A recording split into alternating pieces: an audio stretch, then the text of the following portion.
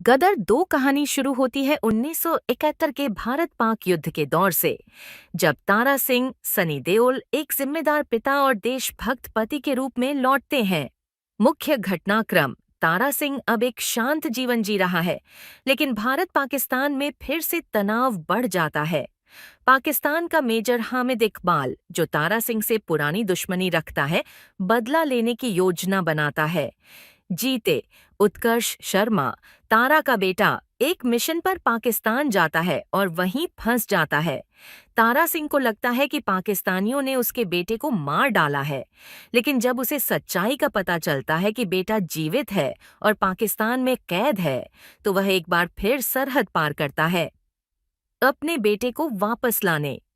Climax: Pakistan की सेना से लड़ते हुए तारा सिंह फिर से अपने हाथों से दुश्मनों को धूल चटाता है। अंत में एक भावनात्मक सीन में तारा जीते तारा जीते और साकीना की फैमिली फिर से एक हो जाती है। तारा सिंह अपने पुराने हैंड पंप वाले गुस्से में लौटता है और दुश्मनों को करारा जवाब देता है। छेठे गदर 2 के प्रमुख डायलॉग्स, फेमस डायलॉग्स थी: ये केता इन्हा इन्ना हंथी, हिंदुस्तान जिंदाबाद था, जिंदाबाद है और जिंदाबाद रहेगा। तारा सिंह का दमदार देशभक्ति संवाद: अगर कोई हिंदुस्तानी की तरफ आंख उठाएगा तो तारा सिंह उसका सर तोड़ देगा। जिसने हिंदुस्तान को छेड़ा है, समझो मौत को बुलाया है। बेटा पाकिस्तान में है और बाप तूफान बनकर आएगा। मैं तारा सिंह हूँ, सरहद पार कर पूरी है, लेकिन वापसी मेरा इरादा है। गदर 2 के रोचक तथ्य, इंटरेस्टिंग फैक्ट्स: गदर और गदर 2 दोनों को अनिल शर्मा ने डायरेक्ट किया है और दोनों में उत्कर्ष शर्मा भी हैं, पहले बालक रूप में, अब युवा बेटे के रूप में। फिल्म का क्लाइमैक्स सीन शूट करते समय सनी देओल असली में जोर से घायल हुए थे, लेकिन शूट रुकवाया नहीं गया। फिल्म का एक्शन स्टंट्स लगभग पूरी तरह से रियल किए गए हैं।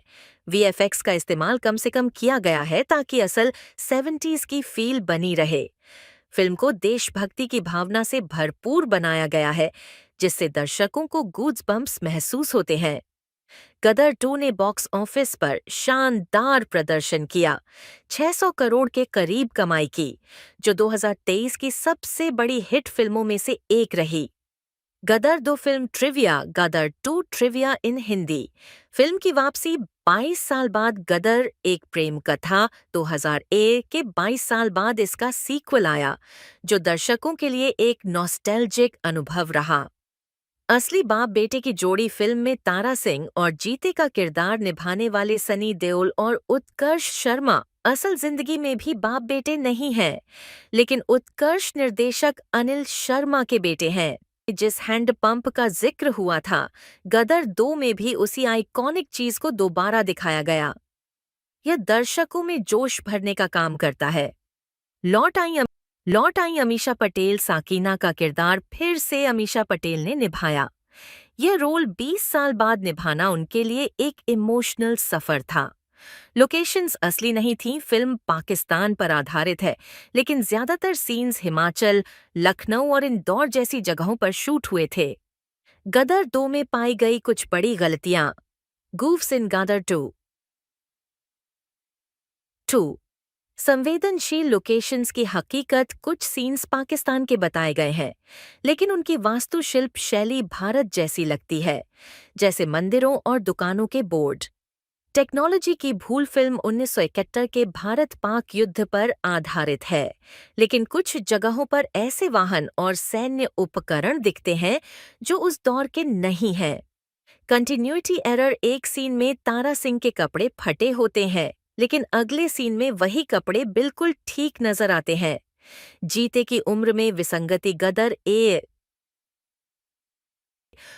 में जीते छोटा बच्चा था, गदर 2 में उसकी उम्र 25 साल से ज्यादा दिखाई गई, जबकि फिल्म की टाइमलाइन 1971 की है।